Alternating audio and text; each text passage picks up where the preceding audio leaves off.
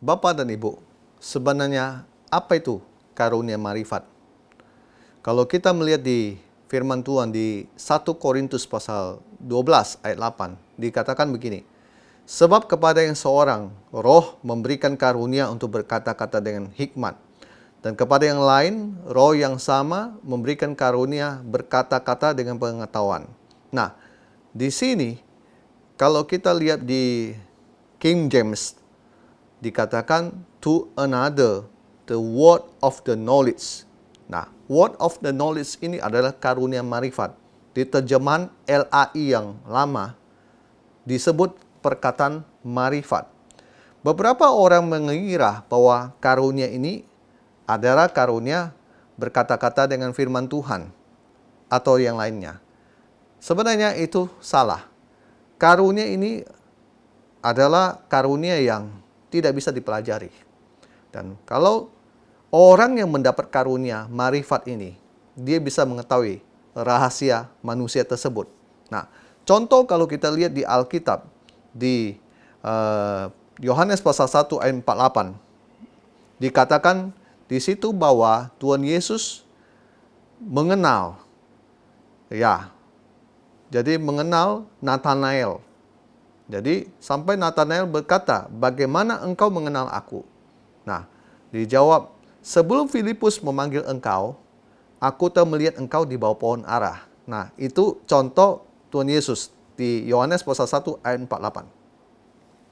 Kemudian ada lagi contoh yang Tuhan Yesus di mana dia dengan memakai karunia marifat di Markus pasal 2 ayat 8. Tetapi Yesus segera mengetahui dalam hatinya bahwa mereka berpikir demikian. Lalu ia berkata kepada mereka, mengapa kamu berpikir begitu dalam hatimu? Nah, ini saya mau bilang, Tuhan Yesus sudah tahu dalam hatinya bahwa mereka itu berpikir begitu. Jadi sehingga Yesus ngomong, mengapa kamu berpikir begitu dalam hatimu? Nah, contoh yang ketiga, kita lihat Petrus, di mana di Kisah Para Rasul pasal 5 ayat 3. Tetapi Petrus berkata, Ananias, mengapa hatimu dikuasai iblis, sehingga engkau mendustai Roh Kudus dan menahan sebagian dari hasil penjualan tanah itu. Jadi Petrus sudah tahu Ananias ini berbohong. Dia tahu Ananias ini jual tanah dan dia tahan sebagian dari hasil penjualan tanah itu. Jadi Petrus punya karunia marifat. Nah, Bapak dan Ibu, saya mau bilang begini, bahwa karunia ini sangat membantu dalam pelayanan. Contohnya, pertama gini, pada saat Anda mendoakan orang sakit, Anda akan tahu orang tersebut sakit apa, tanpa orang itu ngomong sama Anda. Yang kedua, ketika Anda berdoa bagi orang yang bermasalah keluarga, tanpa orang tersebut memberitahukan masalah dia kepada Anda sudah tahu apa masalah yang dia derita, apa masalah yang dia alami. Dengan ketika Anda melihat mukanya, Anda sudah tahu bahwa dia punya masalah ini, dan lain sebagainya. Nah, yang ketiga, saat Anda melakukan sebuah penginjilan, dan ada orang yang sedang Anda injili itu, Anda sudah tahu permasalahan apa yang dia alami. Kenapa sampai hari ini dia masih belum percaya Tuhan dan sebagainya. Anda sudah tahu semua. Nah, yang keempat, karunia ini juga dipakai untuk membongkar dosa orang yang selama ini dia coba sembunyikan. Mungkin Pak Pendeta yang di gereja itu tidak tahu apa yang dia lakukan dan sebagainya. Dia berkelakuan seperti orang baik-baik saja. Tetapi dengan orang yang punya karunia marifat, orang tersebut bisa melihat orang tersebut itu ada dosa yang dia lakukan selama ini, yang orang lain tidak tahu. Nah, saya mau bilang begini, semua yang Tuhan berikan lewat karunia marifat ini, tujuannya untuk kemuliaan Tuhan. Dan bukan untuk keuntungan pribadi, alias dia mencari kepentingan untuk keuntungan dia sendiri. Nah, dilihat dari 1 Korintus pasal 12 ayat 7 dikatakan begini, tetapi kepada tiap-tiap orang dikaruniakan pernyataan roh untuk kepentingan bersama. Jadi 9 karunia roh yang Tuhan Yesus berikan lewat Roh Kudus. Nah, semuanya ini dipakai untuk kepentingan bersama, untuk kemuliaan Tuhan. Haleluya, puji Tuhan. Dan saya mau bilang begini, Eh, karunia ini, karunia marifat ini sangat memberkati saya dalam pelayanan saya. Saya termasuk orang yang sangat bersyukur ketika Tuhan kasih saya karunia ini. Dengan karunia ini saya seperti tadi, ketika saya mendoakan orang sakit, saya langsung tahu dia sakit apa tanpa orang tersebut bilang sama saya. Yang kedua, pada saat orang itu punya masalah keluarga, tanpa dia cerita panjang lebar dan sebagainya, saya sudah tahu. Karena Tuhan sendiri yang memberitahu saya lewat karunia marifat ini. Dan yang tadi, yang ketiga, saya bilang gini, saat saya melakukan penginjilan, entah itu di Kalimantan Barat, di Manado, di mana dan sebagainya, ketika saya sedang dalam penginjilan, saya melihat orang dan saya tergerak, terdorong untuk mendoakan dia.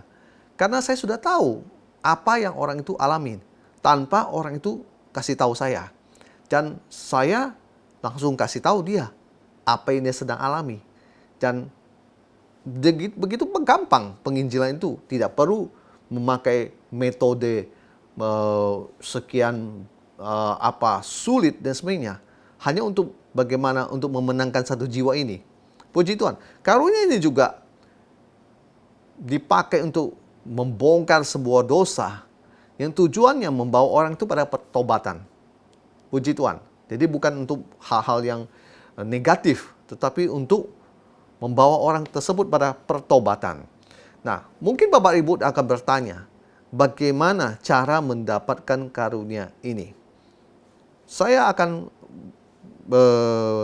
memberikan cara, yaitu seperti saya bagaimana pertama saya berdoa untuk karunia ini dan minta karunia ini dari Tuhan.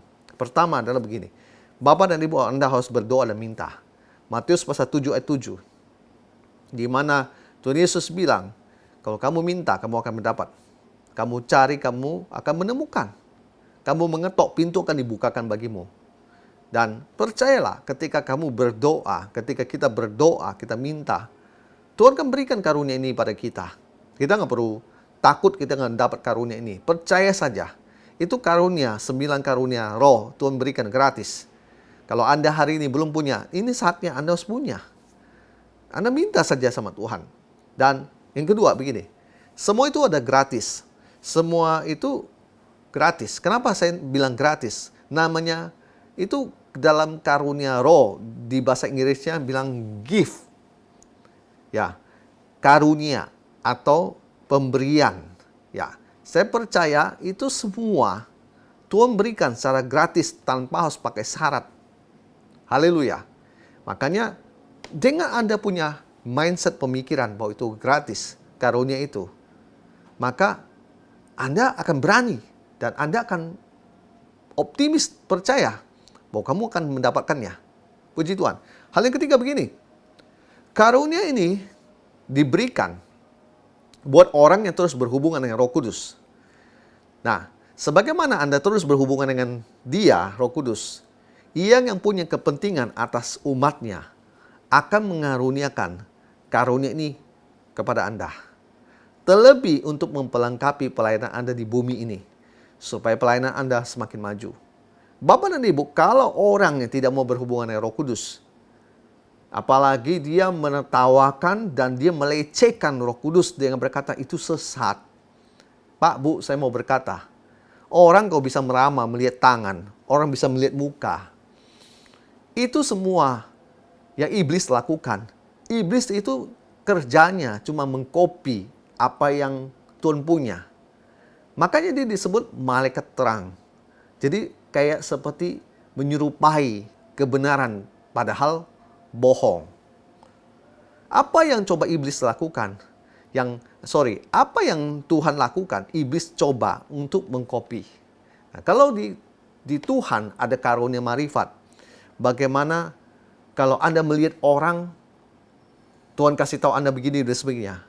Di iblis, dia juga punya dukun, tukang sihir, tukang ramal, dan lain sebagainya. Maka saya mau ngomong begini, jangan Anda alergi dengan karunia roh. Jangan Anda berkata, oh ini sesat. Banyak saya lihat anak muda yang sok tahu hari-hari ini muncul di YouTube dan banyak komentar. tetapi tidak tahu dan tidak pernah merasakan apa itu karunia roh.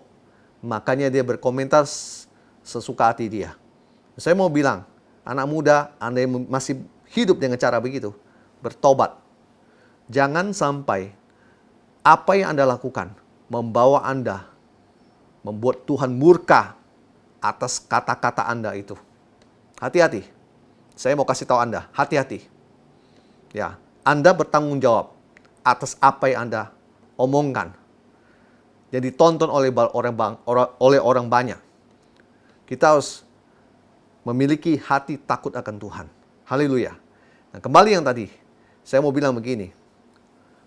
Karunia ini diberikan buat orang yang terus berhubungan dengan Roh Kudus. Jadi kalau Anda semakin setiap hari Anda memelihara hubungan pribadi yang intim dengan Roh Kudus, Anda pasti akan dapat dikaruniakan karunia marifat ini. Tujuannya supaya pelayanan Anda dipelengkapi. Semakin banyak jiwa diselamatkan, pelayanan Anda akan semakin maju. Haleluya. Berikut yang keempat. Saya percaya bahwa biasanya orang di bawah mentoring seseorang yang punya karunia itu, dan dia sebagai murid, dia pasti akan mendapatnya. Ada firman di Matius pasal 10 ayat 41. Barang siapa menyambut seorang nabi sebagai nabi, ia akan menerima upah nabi. Saya percaya hal yang sama adalah begini. Kalau mentor Anda punya karunia marifat, saya tidak heran kalau Anda sebagai murid, Anda juga akan mendapatkan karunia yang sama. Karena Anda dimentoring oleh seorang yang punya karunia marifat. Maka Anda sebagai murid, Anda pasti akan memperoleh itu. Hal yang kelima begini. Berani menggunakan, berani memperkatakan, dan berani terima resiko. Oh, saya mau kasih tahu Anda. Anda hidup dalam dunia nyata, di mana ketika Anda punya karunia marifat, Anda ketika berani menggunakan, Anda berani memperkatakan, tetapi tidak semua orang bisa menerima itu dengan sukacita. Akan ada orang yang menolak Anda. Akan ada orang yang memarahi Anda dan bilang, Anda sok tahu. Padahal kebenarannya, hidup dia sudah dibongkar oleh Anda. Saya mau berkata begini, berani terima risiko. Semakin Anda semakin Anda sering menggunakan karunia marifat ini, semakin Anda akan mengerti mana suara Tuhan dan mana bukan. Dan Tuhan memberikan karunia marifat ini memang untuk memperlengkapi pelayanan Anda, membuat Anda semakin maju dalam Tuhan. Jangan pernah ragu untuk Anda menggunakan karunia itu yang sudah Tuhan berikan buat Anda, kalau itu sudah diberikan. Kalau bagi yang belum, seperti tadi saya bilang, Anda berdoa saja, minta sama Tuhan. Dan saya percaya Tuhan yang murah hati pasti akan memberikannya buat Anda. Apalagi kalau hati Anda tulus memakai karunia ini nanti untuk kemuliaan nama Dia. Tuhan sangat suka, Tuhan sangat senang. Terus percaya sama Tuhan. Maju terus dalam Tuhan. Biar nama Yesus dimuliakan dalam hidup kita. Tuhan Yesus memberkati kita semua. Amin.